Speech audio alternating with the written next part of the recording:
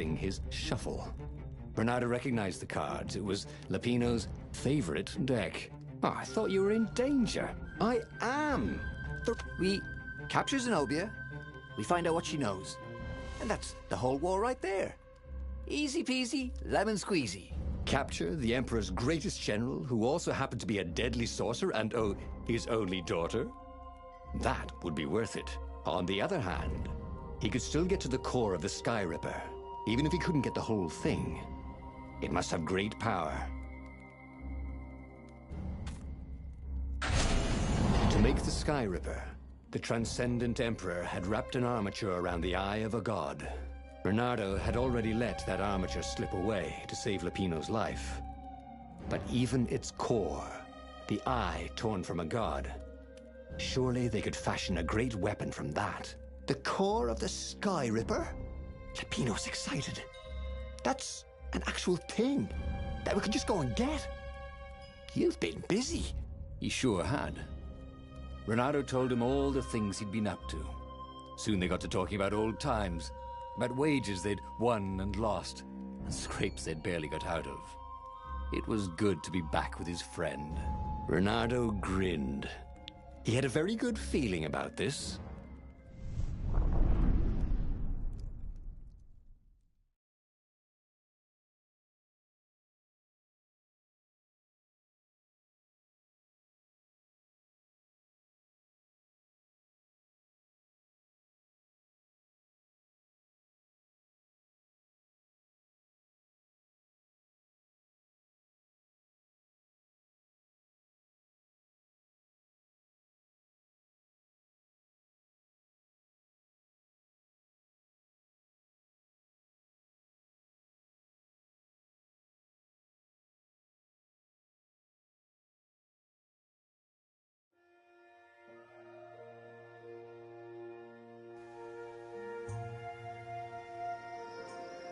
It's beautiful here, thought Bernardo. He was thrilled to be back with his old war buddy.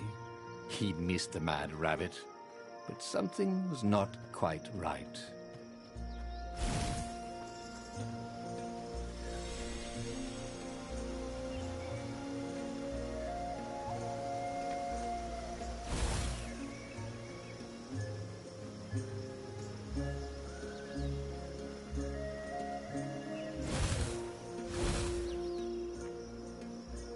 Who needed bridges anyway?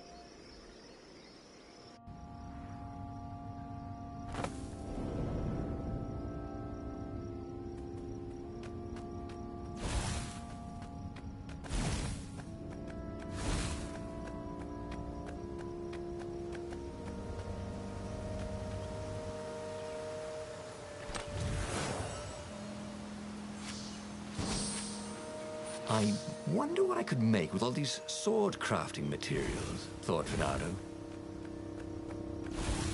There was something sour in the air.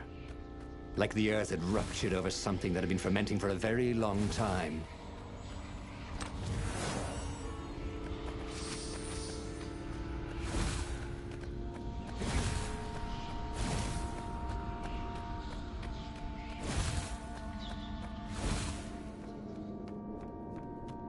This is why heroes are called dashing, Bernardo thought. See? Dashing? Get it?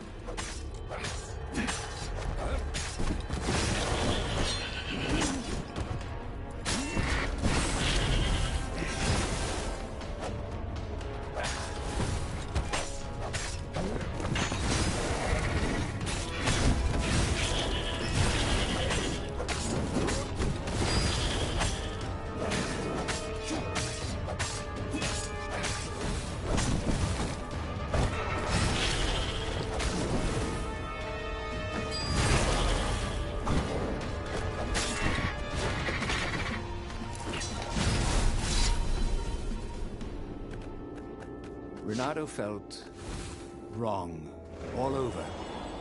He could feel an almost palpable sickness in the air. And if the land could have tumors, they would look like these monstrous crystals. The forest was quieter than it had been. There were insects, but few birds, if you didn't count the ravens. Renato smelled sick animals and dying ones, but no healthy ones. And getting a bad feeling about this, Renato thought. Maybe Lupino was right. Maybe he should have kidnapped Zenobia instead of coming here.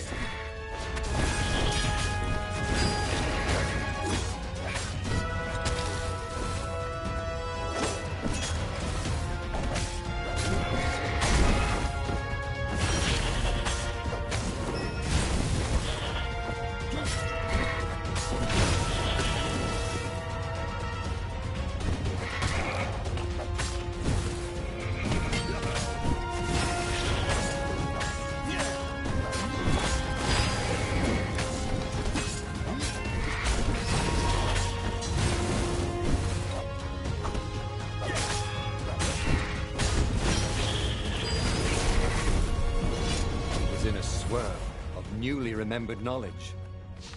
He needed to focus.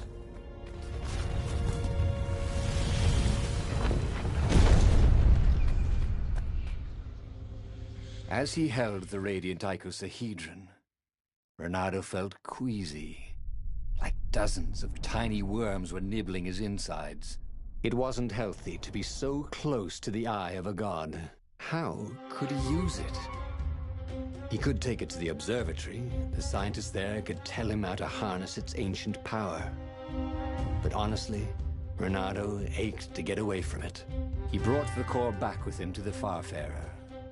But honestly, Renato ached to be rid of it. Tell you what, said Lupino. I'll take it to the observatory. You attack the Imperial outpost. The Imperial outpost was a vital communications node. Taking it could shatter the Empire's ability to coordinate. And it would be full of secret plans and maps and maybe even rebel prisoners. It was a good target for a hero like Renato.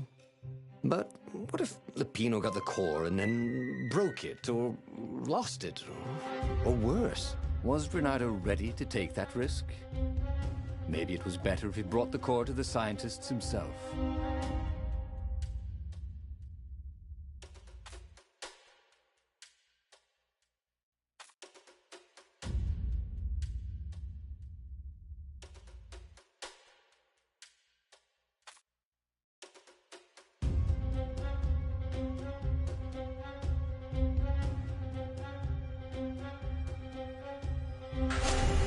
Trust me, Renato, you won't regret this. I'll treat the core like it was my own baby daughter. As the Farfarer dived towards the Nexus, Lupino was jumping up and down with excitement. Stop rabbiting around, Renato said. Lupino just stared at him. The moment the ship landed, Lupino leapt off the ship.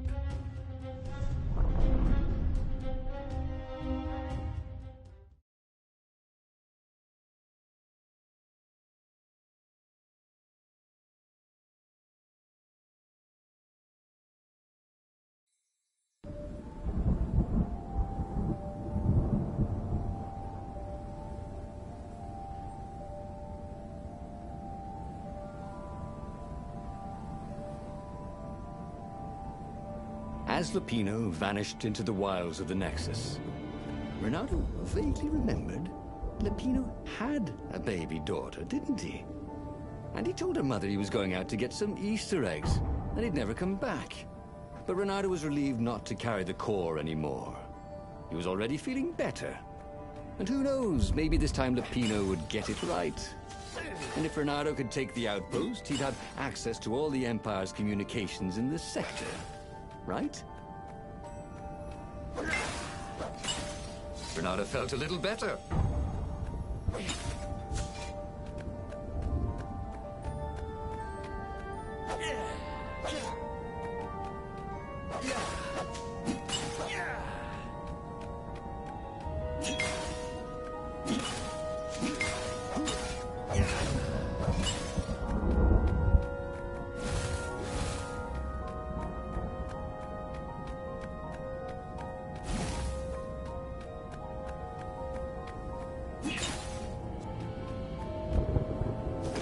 Renata wondered idly if people who had built these poles had really, really long tentacles.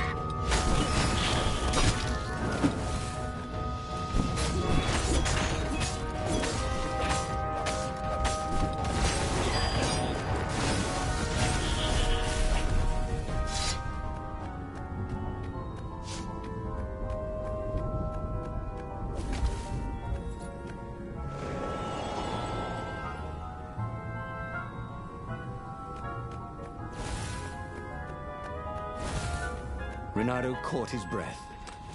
His joints still hurt, but he couldn't feel the poison in his system anymore. He'd let the armature slip out of his hands to save his friend Lupino. Of course he had to let Lupino take the core. The rebellion needed every man doing his duty. And the rabbit would be no good taking on an Imperial outpost, right? Think of all the artisans he was creating employment for. Truly, he was a job creator.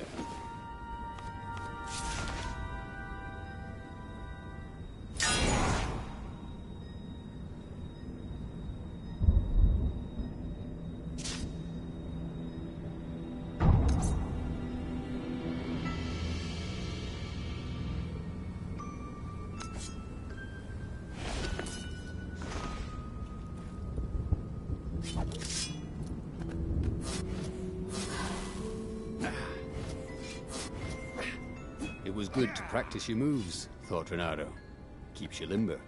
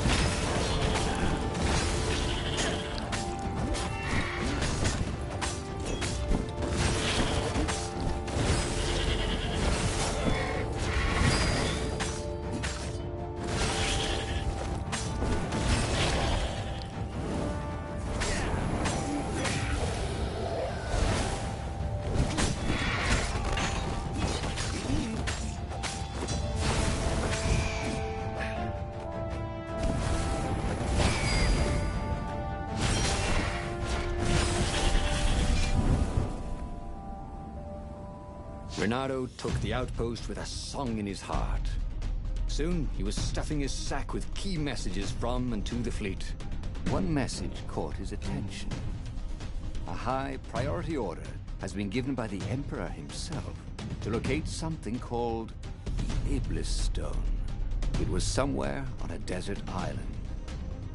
Renato had a bad feeling about this. Iblis was the name of one of the lost gods. If the Emperor was diverting ravens to search for it, maybe he should try to find it first. Then the Farspeaker Toad chortled a new message. The observatory had been sacked by ravens. Lupino and all the scientists had been taken to the mountains. Why? Why had he trusted Lupino again? And now the Empire had the core. Renato hailed the rebel base to warn them. But their Farspeaker didn't croak back. Was the base under attack too?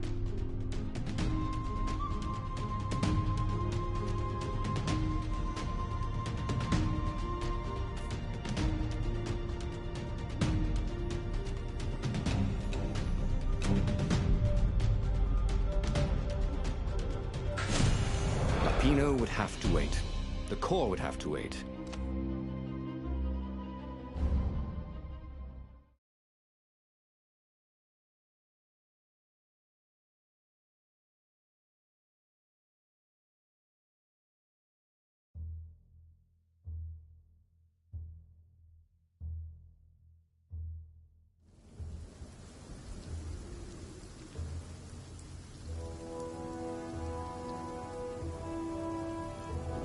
There were Imperials everywhere in the ruins, and dead civilians. The Ravens were killing everything in sight. Renato was relieved to see no rebels among the dead. Maybe the secret base was still secret, but there were huge burn marks on buildings. What monstrous weapon was the Empire using here? The core had great power. Had they harnessed it somehow, even though they didn't have the armature?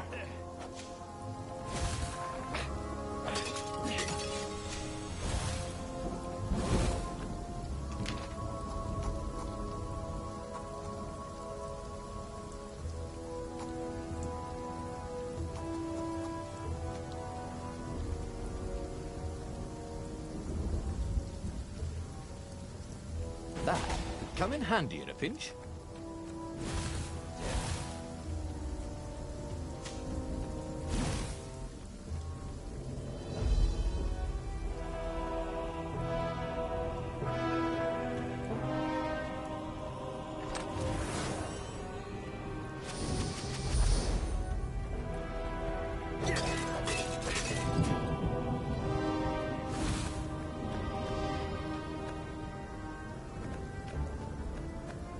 If I craft a sword now, it's going to be really short.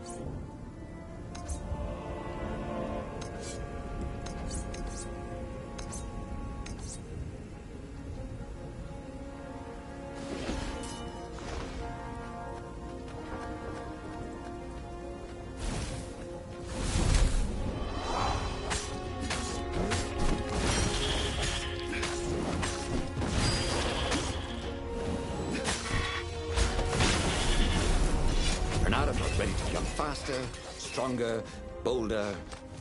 If only he could figure out which.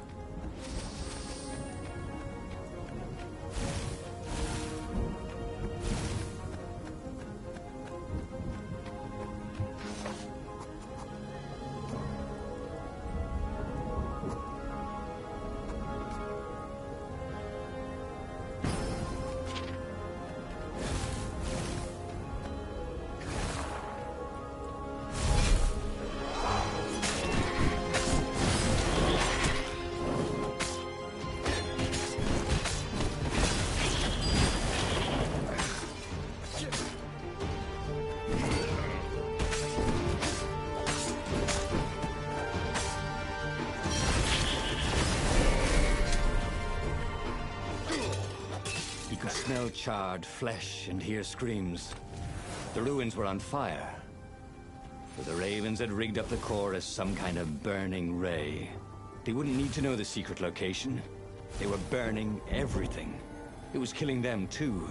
Their black feathers littered the path. He would have to take the core from them. It was the last thing he wanted to do. Sleep tight, thought Renato.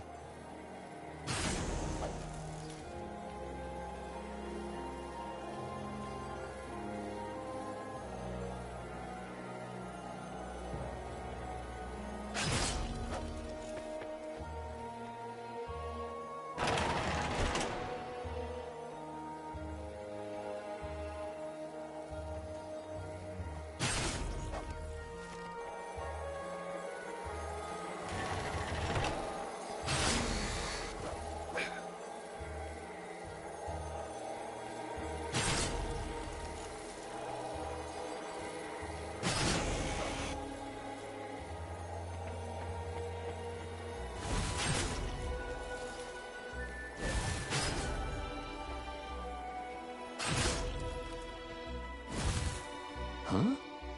A lever? That was new. Most people still use doorknobs.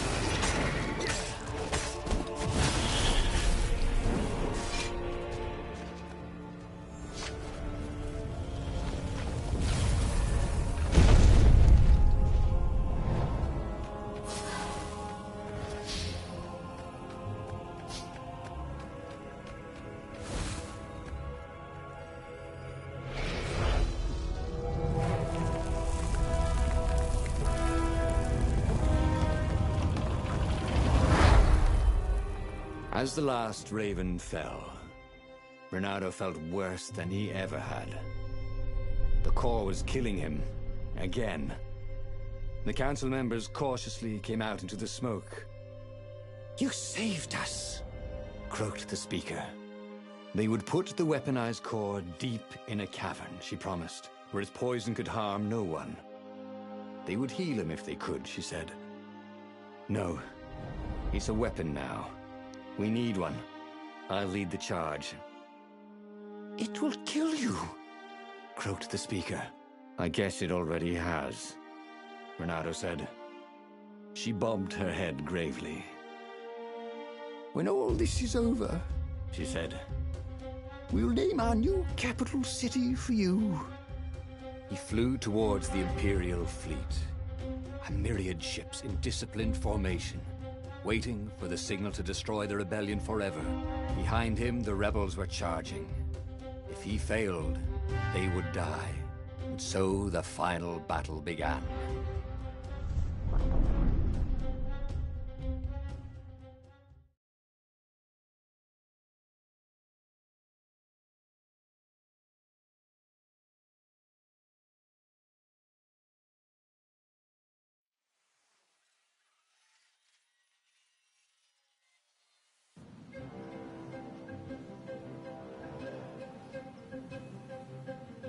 Everything hurt.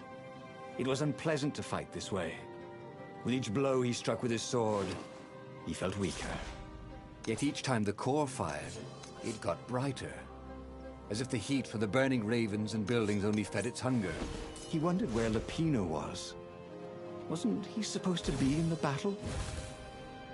No. He'd been captured, hadn't he? Oh, Renato's mind was smoky now, like the burning fleet. He hoped this wouldn't take long.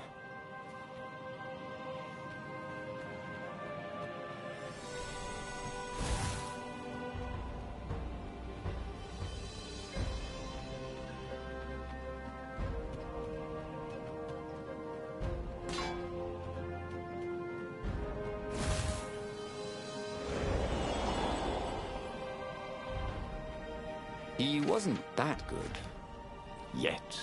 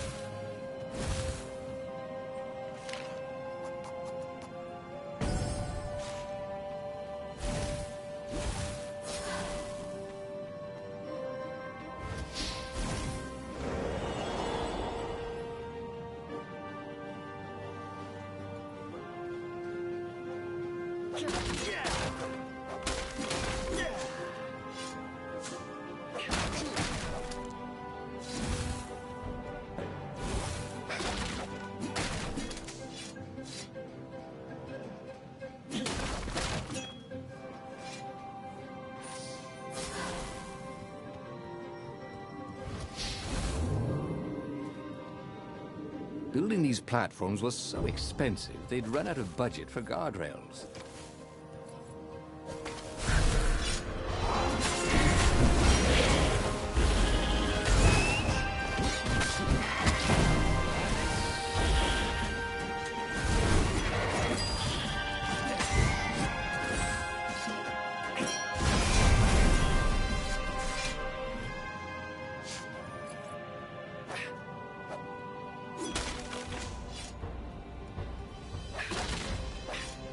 Yeah!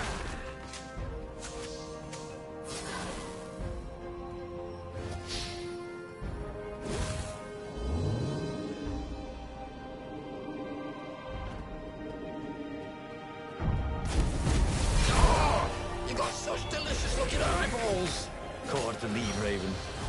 Thank you, I think, said Renato. It never hurt to be polite.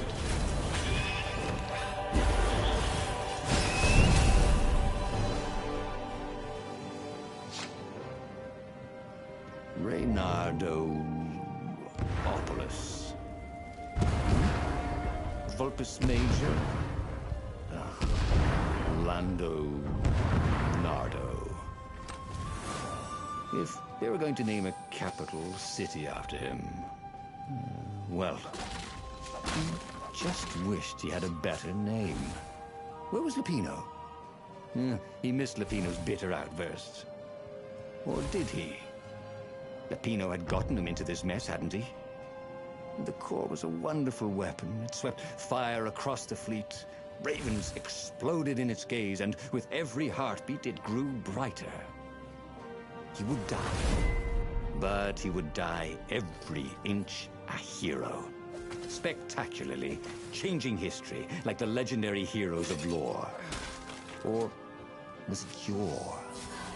He couldn't remember anymore.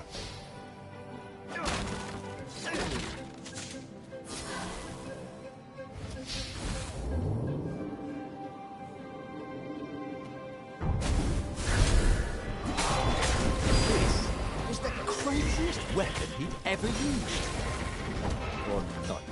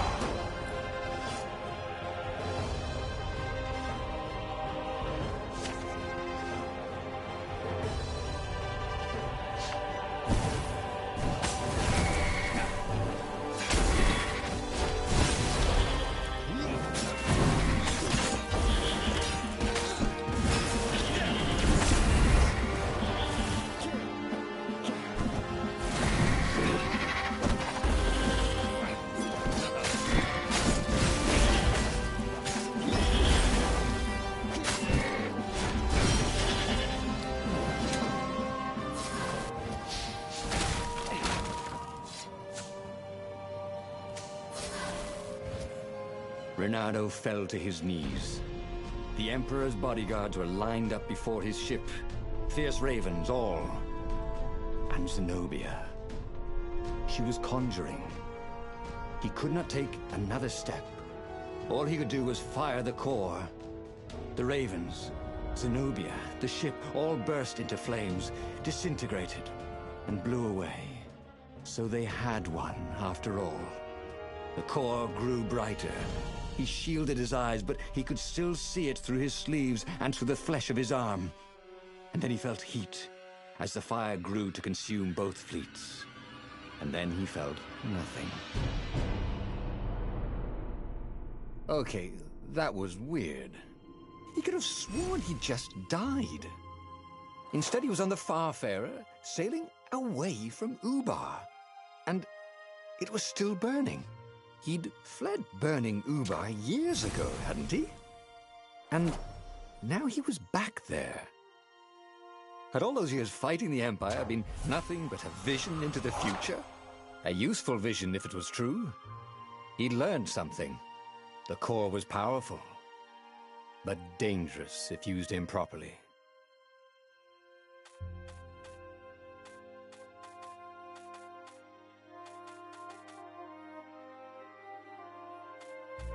He'd made bad choices.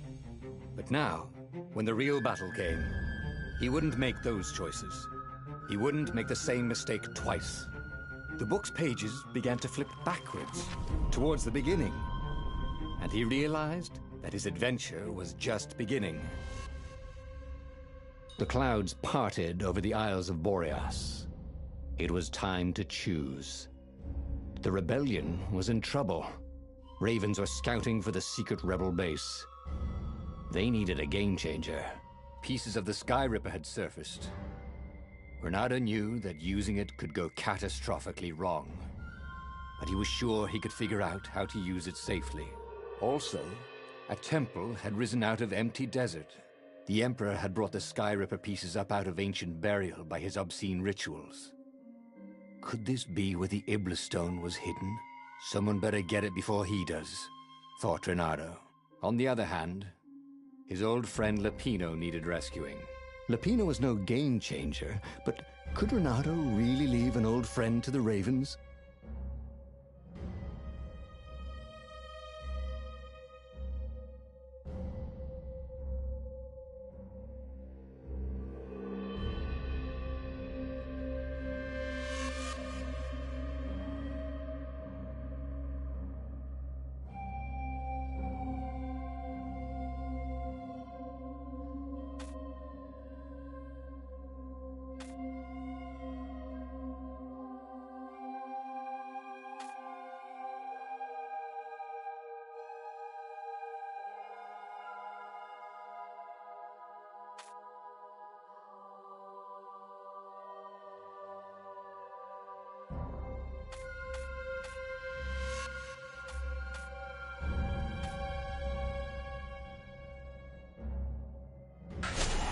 The island was windswept.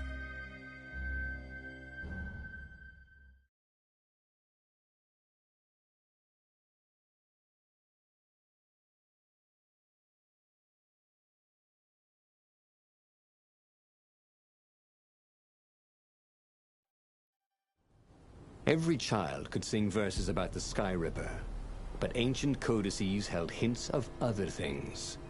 A stone that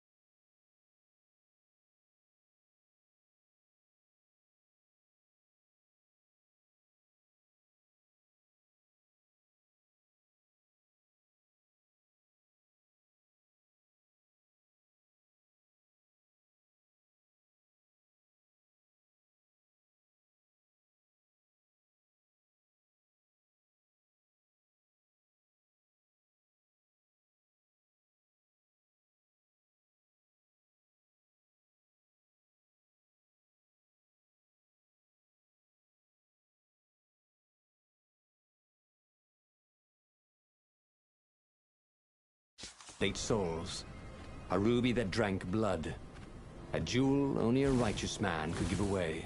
Were all these things the Iblis stone? Long hidden in a buried temple? Another ancient item that was only resurfacing now? Drawn up from the deeps by the Emperor's horrific rituals?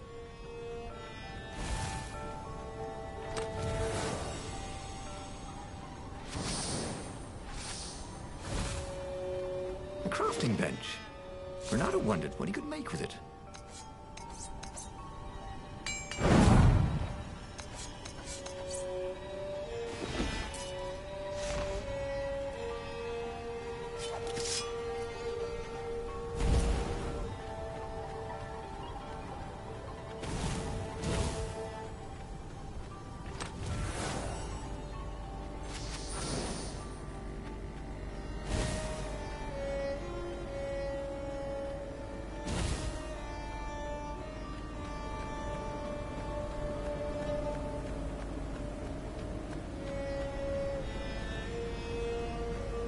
air here tasted bitter.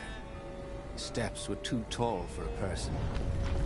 The entire place felt restless, like it had been vexed to nightmare under the dust, waiting for its hour to come around at last.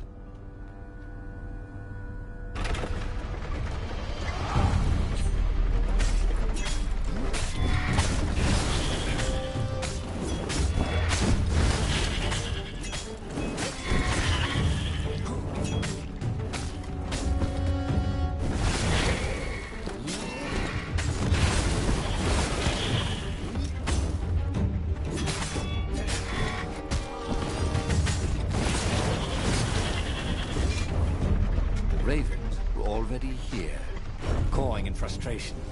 They were still searching for a way in. Good.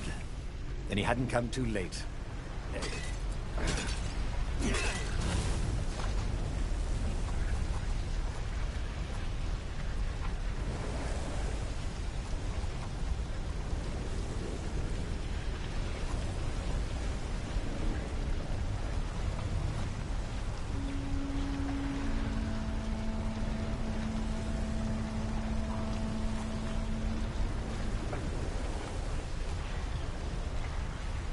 Haven't you always wanted to do that?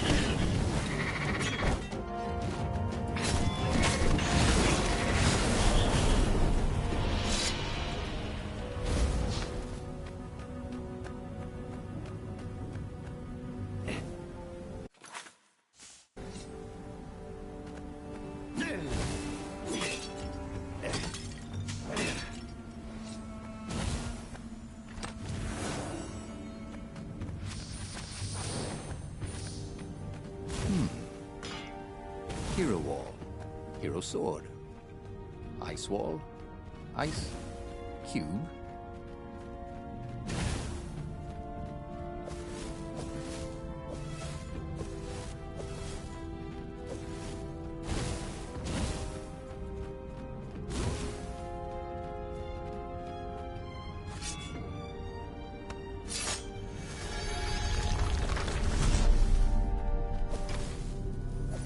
Felt like Tarzan.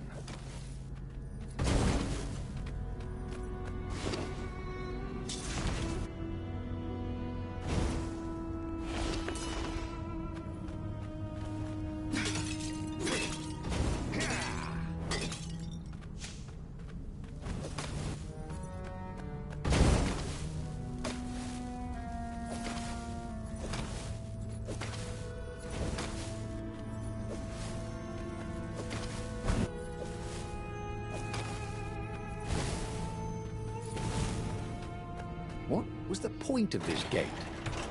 Did they think no one would notice the lever?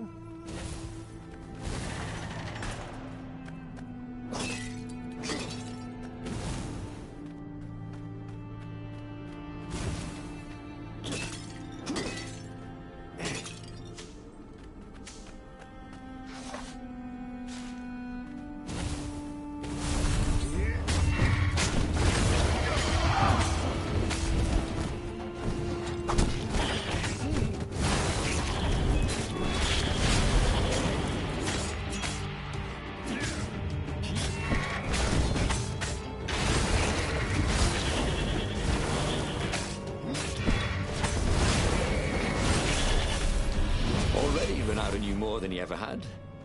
But about what?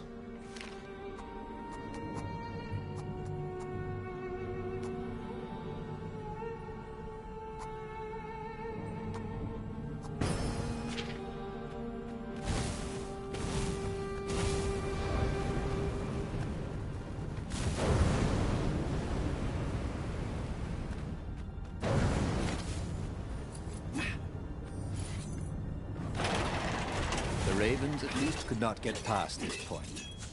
Obviously, the temple builders knew how to deal with tomb raiders.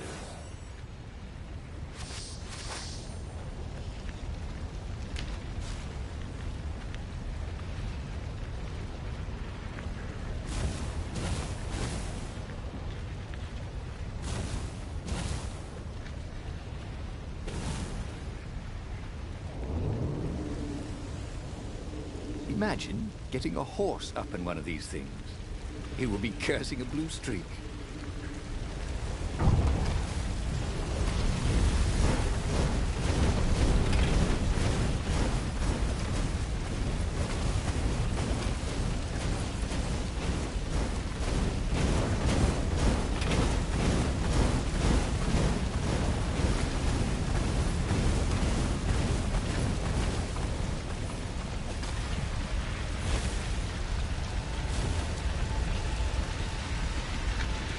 It was a stone of the purest blackness. It reflected no light, like a void made solid. Nervous, he picked it up.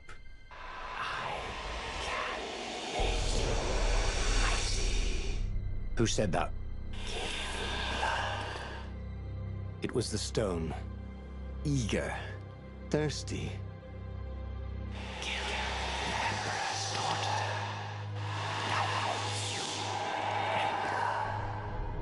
That seemed tempting and terribly wrong. Zenobia was the Emperor's greatest general and a potent witch. But they had been close once, and Renato wasn't sure he really wanted to be Emperor. Why not capture the core of Sky Ripper instead? It was the eye of a lost god torn out by the transcendent Emperor to power his greatest weapon. "Not the core," said the stone anxiously.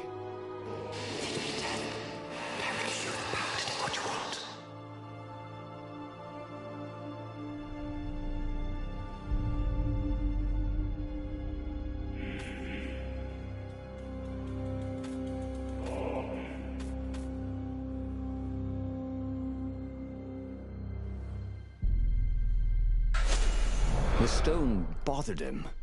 He hated being told what to do. Wasn't that why he joined the rebellion? Wasn't that why he'd refused to be a soldier? He'd agreed to come on board only if he could freelance. The stone felt a bit clingy. The sage Calaveras had told him where to find the Sky Ripper, a weapon capable of challenging the gods.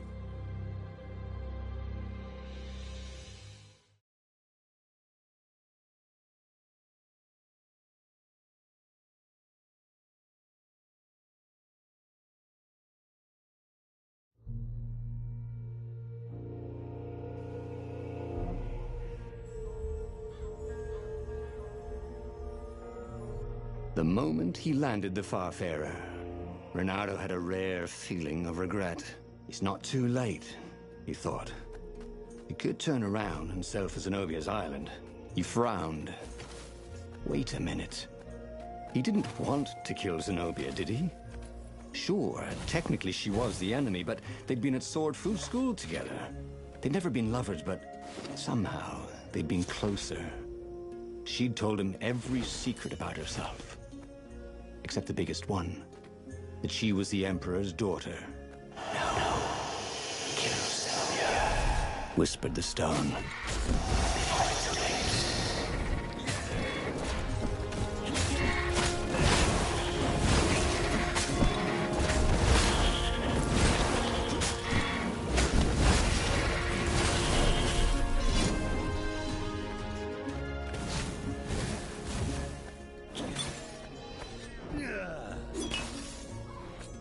There was something sour in the air. Like the earth had ruptured over something that had been fermenting for a very long time. If they didn't want their things broken, they really ought to make them stronger.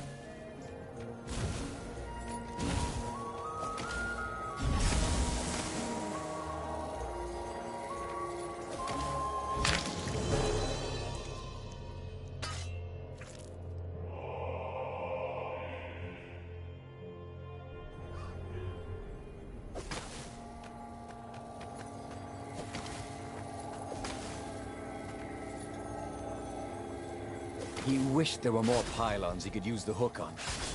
They really needed to construct additional pylons.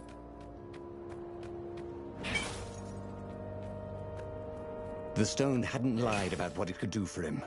With each raven he cut down, he felt a jolt of power flowing into his arm. "You're weak," whispered the stone. "The core will kill you." "Are you afraid of it?" "No, don't be ridiculous," it chuckled. But it's unstable. It will poison you if you just carry it, and if you try to use it, it will explode catastrophically. Reynardo did not trust rocks that talked in his head. He went onwards.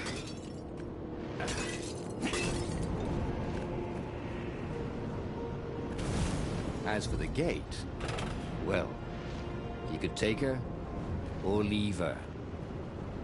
Sorry, it's best I could do.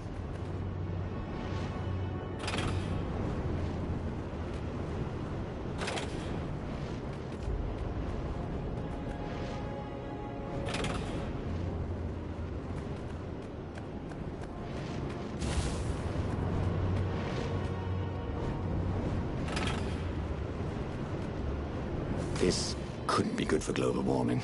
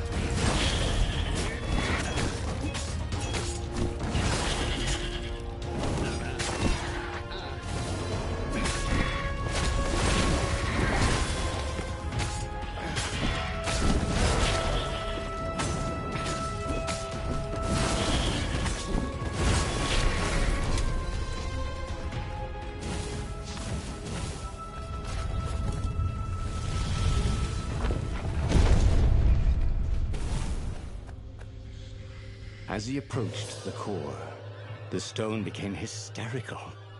"No, it's too much power. We'll rip a hole in space and time."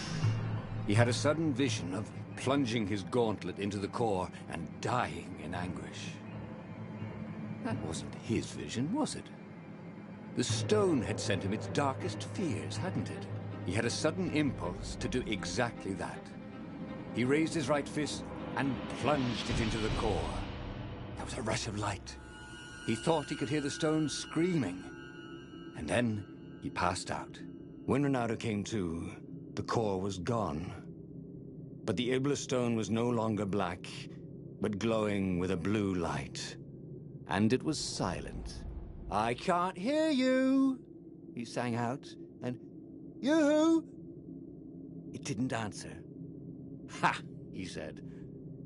He had defeated the demonic gem with the power of his mind. He felt invincible. It was time to attack the Imperial outpost on the Nexus. Take the battle to the enemy. But among the huge crystals, there was also an observatory. A wise man would probably ask the scientists exactly what he had first. How wise was he?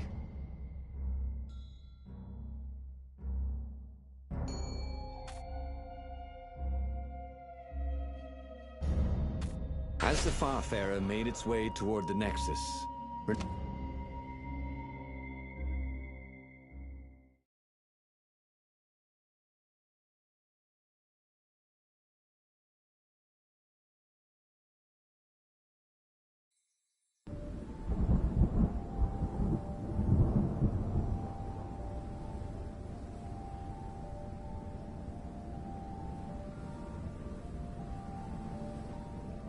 see? He'd trusted his gut, and it had worked out. That's what it meant to be a hero. To ignore the naysayers and the oddmakers, and do what you knew was right, and have it turn out to be the right thing. He wasn't worried. Once he got to the observatory, the scientist toads could explain it. Then he could carry the war into the enemy's camp and destroy them all. Oh dear, he was getting a little bloodthirsty, wasn't he? Boom!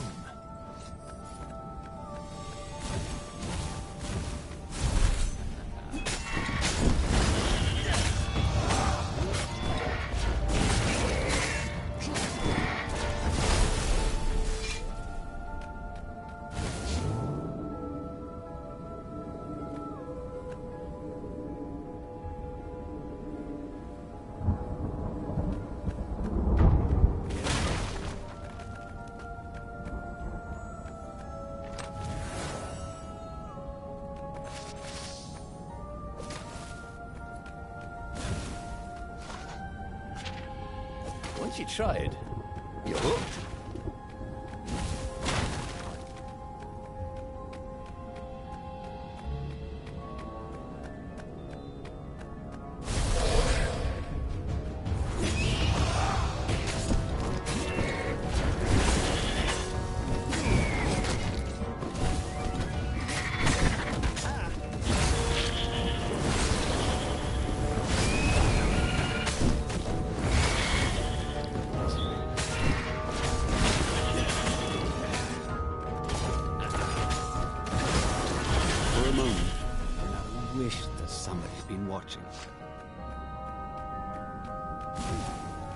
Renato had never felt better in his life. Normally, a battle would wear him down and he would need a night's sleep. Now he felt like he could go all night and all day. He felt like people were cheering him on, and he could practically hear their applause as he slew one raven after another.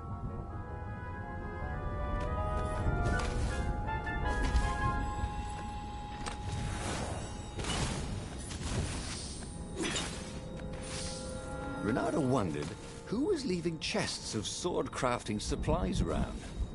He wanted to thank him.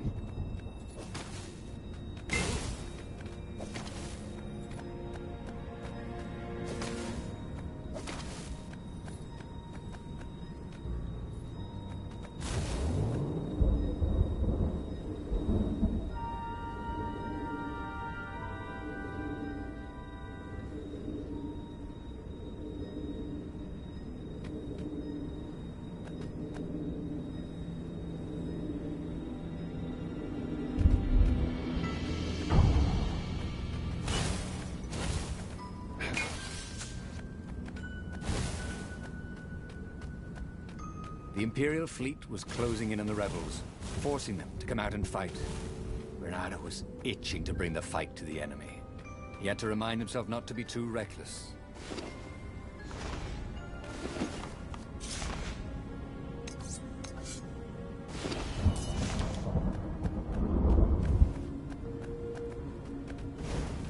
A very clever engineer named Elon Muskrat had got his start making floating platforms. Not many people knew that.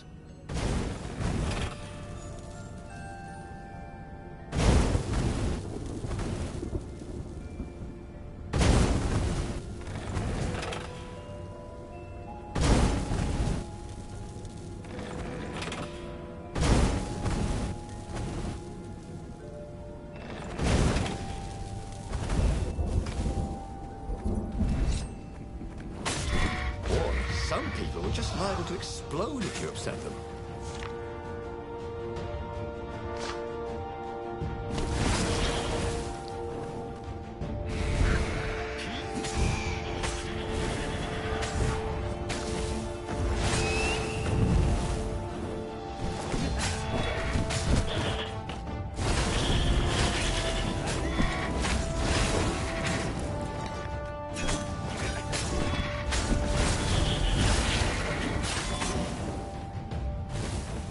I think this is yours, said Renato, but he couldn't hear his enemy's answer.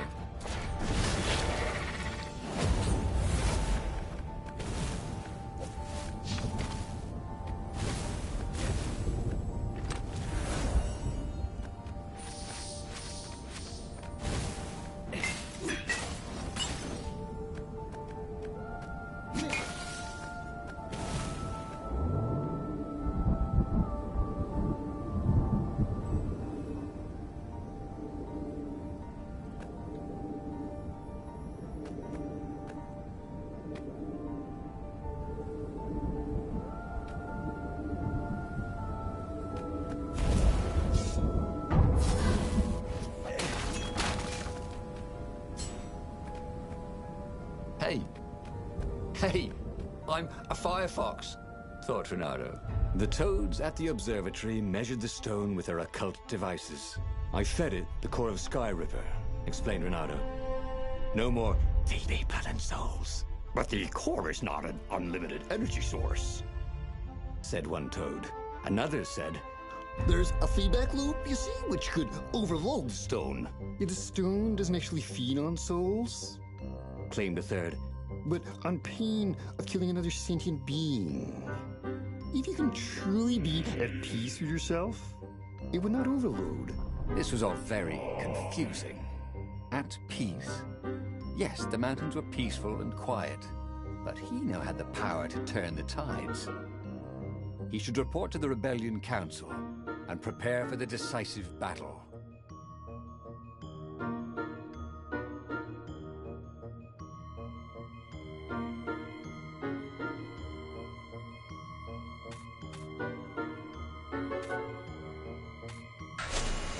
The one thing he understood from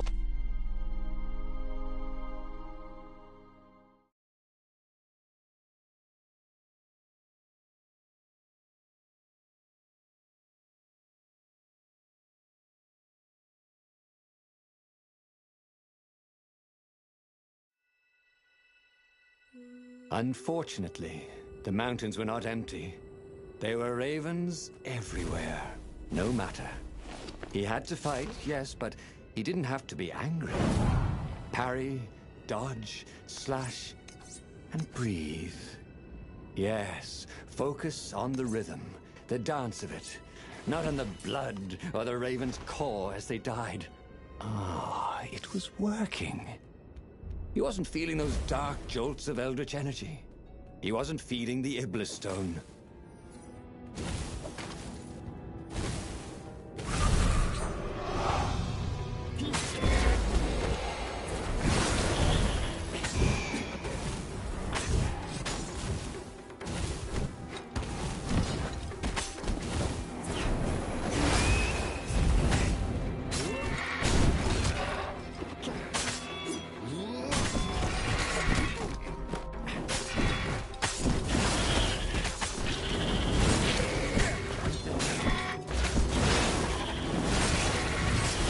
Gone rather well, actually.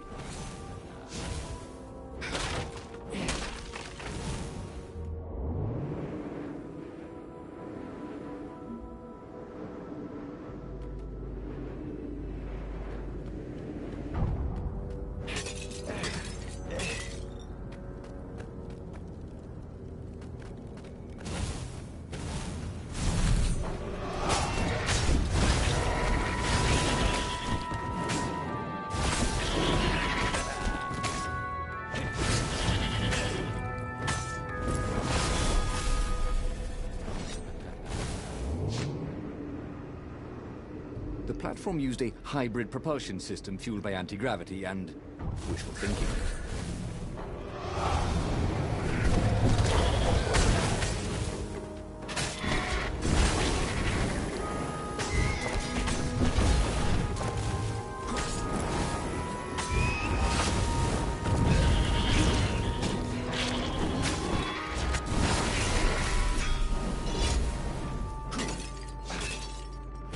The stone was still silent.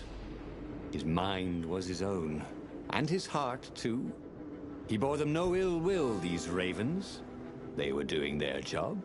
They were expressing their nature. Dance, whirl, parry, jab, and breathe. It was all so simple, wasn't it? But something was missing. He didn't feel truly at peace. Wait. Wasn't this near where Calaveras lived? The sage would help him figure it all out.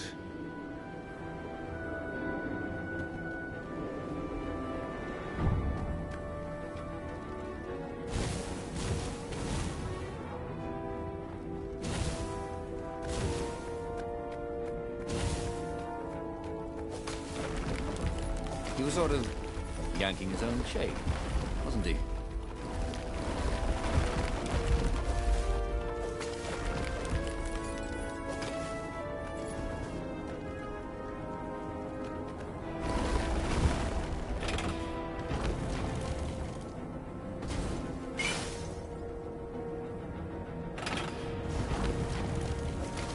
The Iblis Stone, silenced by the Sky Ripper's core, had given Renato enough power to challenge the Imperial fleet. But what Renato was seeking was inner peace. The rebellion was on the verge of extinction, but it would have to wait.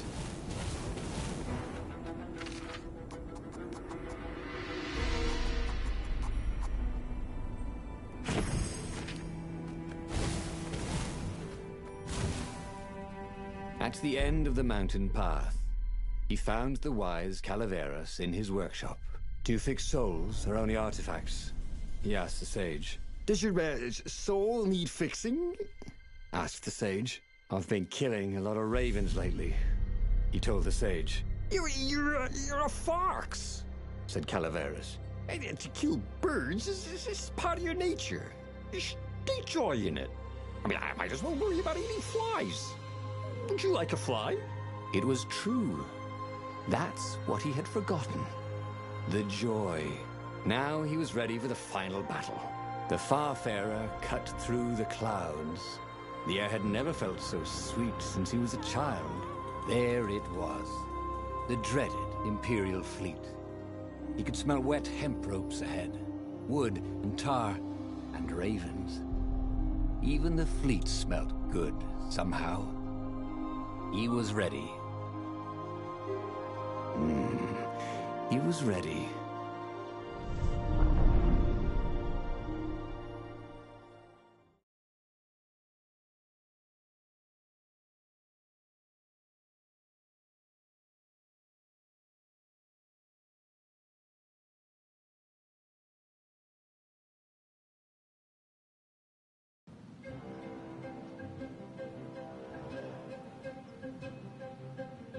Renato had it all squared away in his head. He would kill the Emperor. Isengrim III had begun well, but he had gone mad. He was trying to invoke the lost gods by means of dark, blasphemous rituals. That was a secret. But the victims had spoken to Renato. The ghosts had spoken. No. No anger. Renato could not afford anger. It was empowering the crystal in his sword. That made him stronger. It clouded his mind. He would not be a hero. A hero strives. Renato would just be one with everything. The Emperor would die, and the wheel would turn, and all would be restored without rancor, without sorrow, without pain.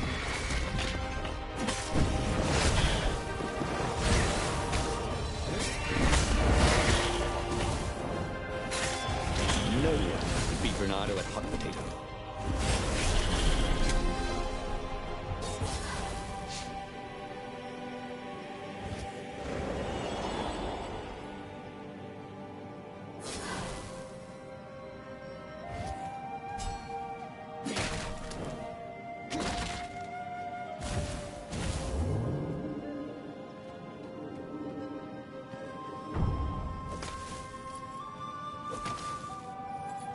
He'd once met a pirate cow. He used hooks to get around his ship. What was his name again?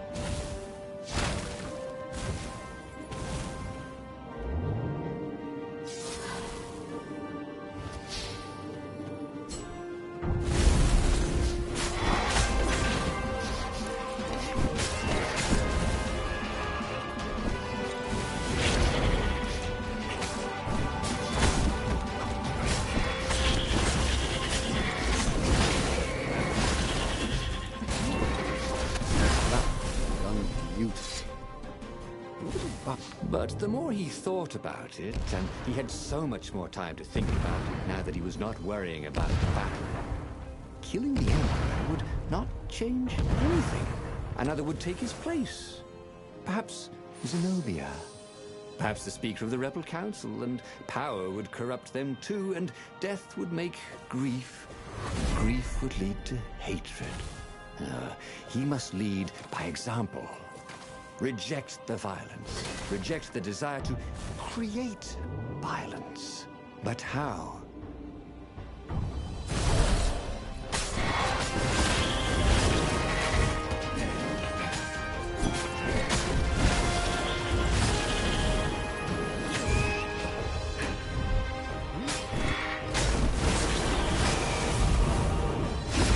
That is how we do it, said Renato to himself.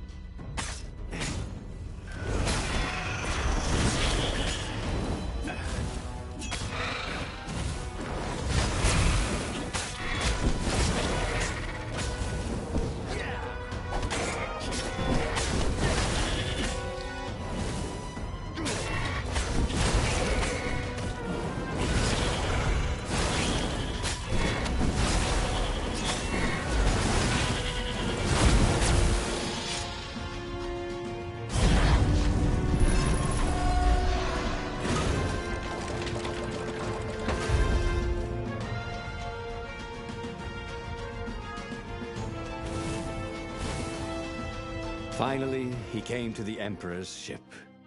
The path behind him was strewn with dead ravens. The path to enlightenment. His mistake, he realized, was trying to change the world. The world would spin and the wheel would revolve whether he strove against it or not. What he had to do was nothing. He had attained enlightenment.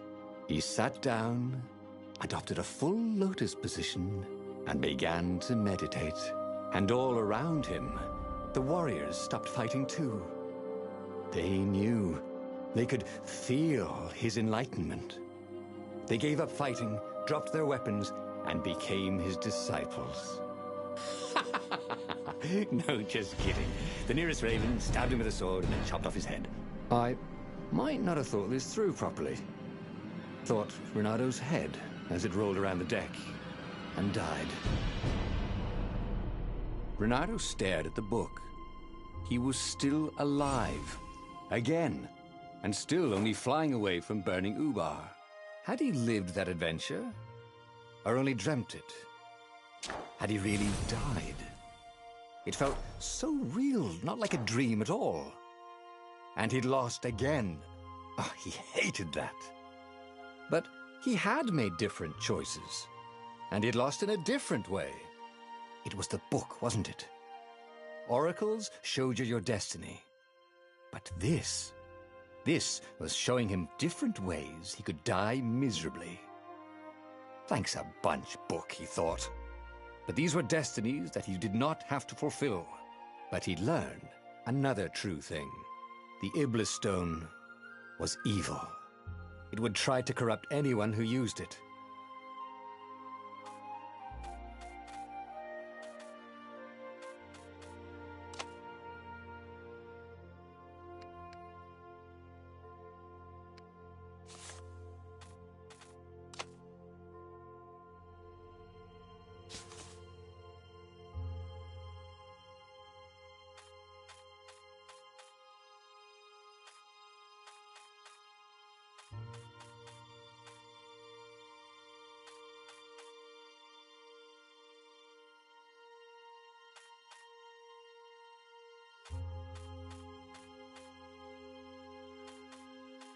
But that meant there must be a destiny where he survived and won, right?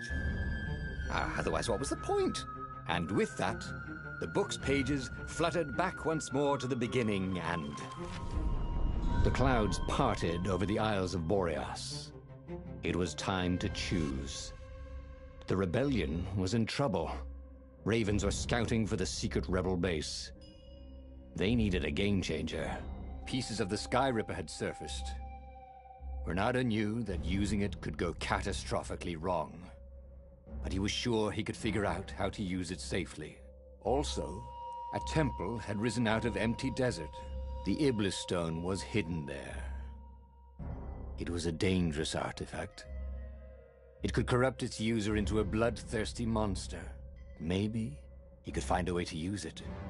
To take its power without surrendering to its wickedness. On the